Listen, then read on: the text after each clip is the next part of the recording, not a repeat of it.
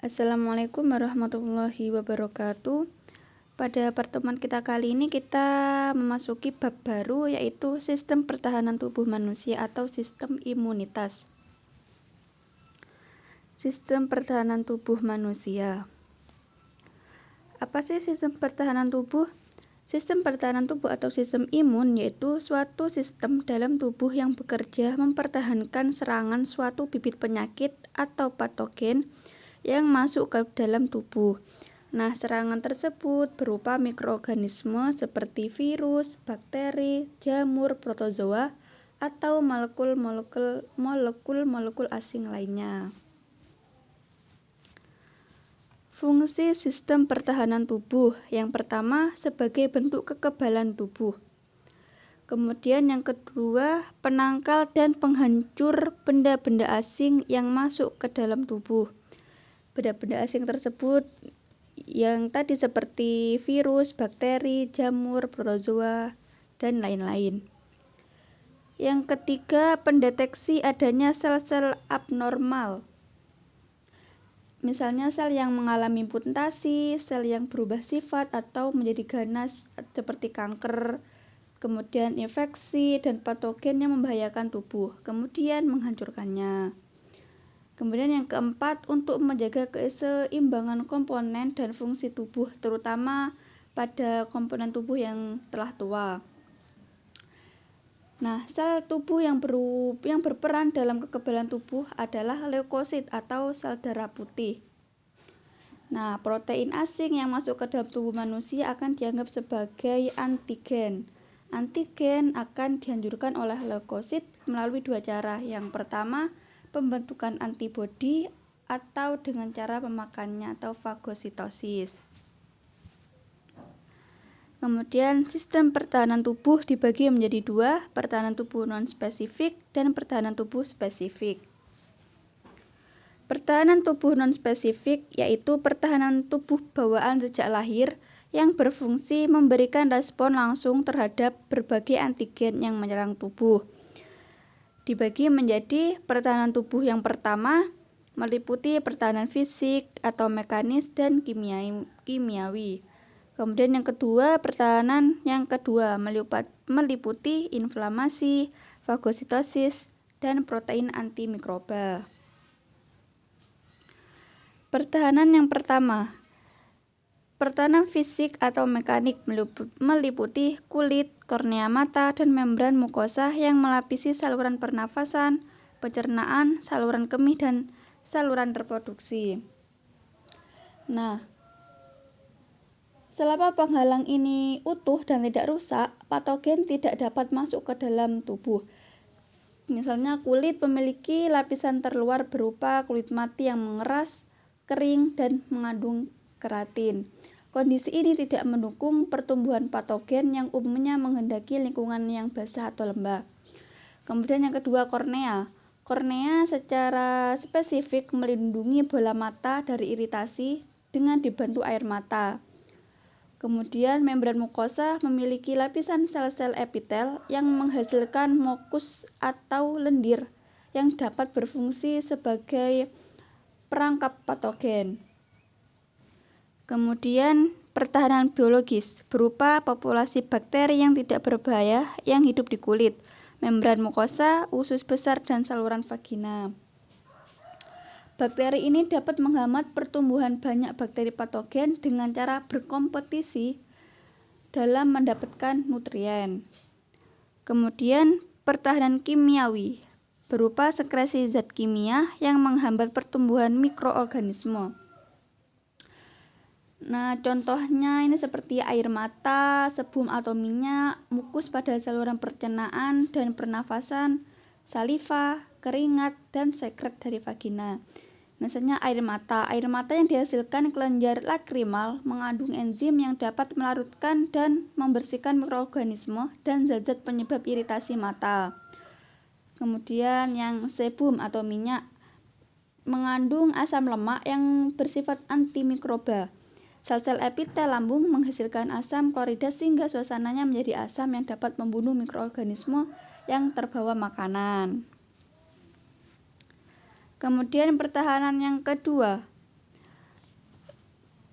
Yang pertama, inflamasi. Inflamasi merupakan reaksi cepat terhadap kerusakan jaringan, baik dalam respon luka, gigitan serangga, atau cedera akibat pukulan keras.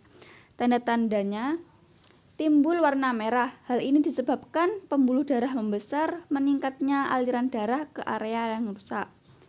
Kemudian yang kedua, timbul panas. Hal ini disebabkan aliran darah yang lebih cepat. Kemudian yang ketiga, timbul pembekakan. Aliran darah yang meningkat menyebabkan makin banyak cairan yang masuk ke dalam jaringan yang rusak, menyebabkan jaringan membengkak. Kemudian yang keempat, timbul rasa sakit.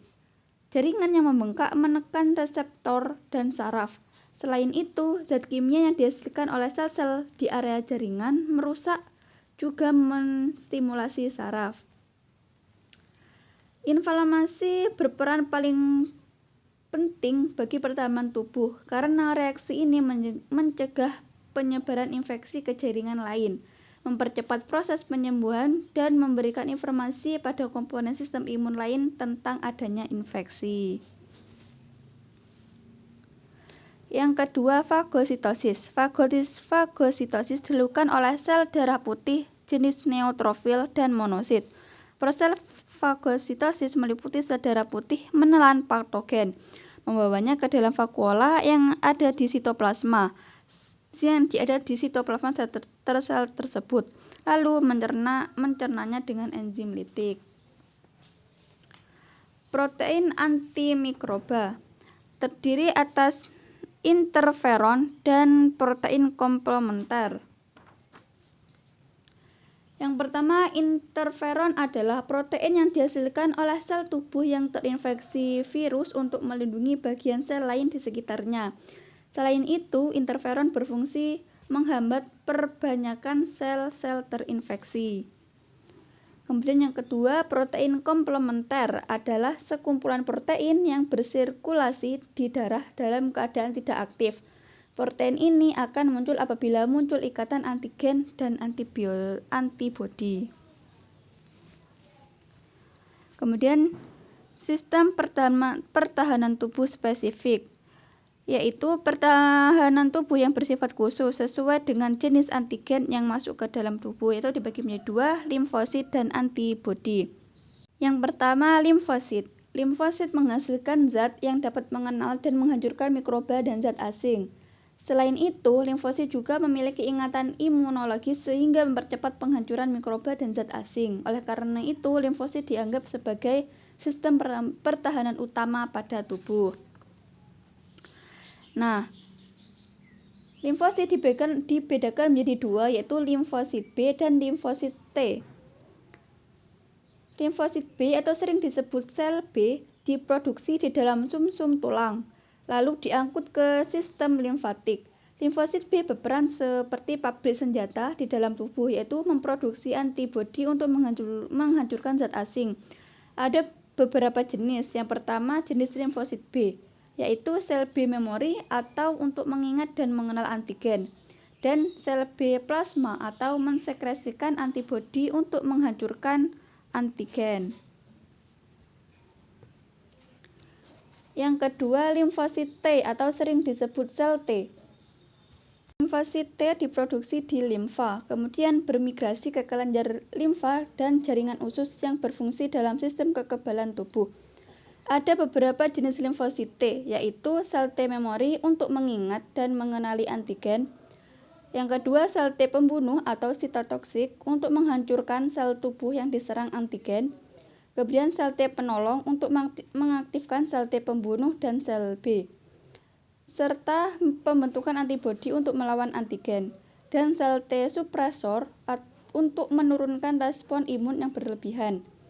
Kemudian sel T pembunuh untuk menyekresikan molekul yang disebut limfokin untuk merangsang sel lain melawan zat asing tersebut. Kemudian yang kedua, antibodi merupakan protein yang menempel pada limfosit B yang dapat mengenali dan melawan molekul antigen. Antibodi juga disebut imunoglobulin atau Ig karena mengandung protein gamma globulin. Antibodi menyerang antigen dengan cara netralisasi atau terhadap virus. yaitu melumpuhkan antigen dengan membungkusnya dengan antibodi.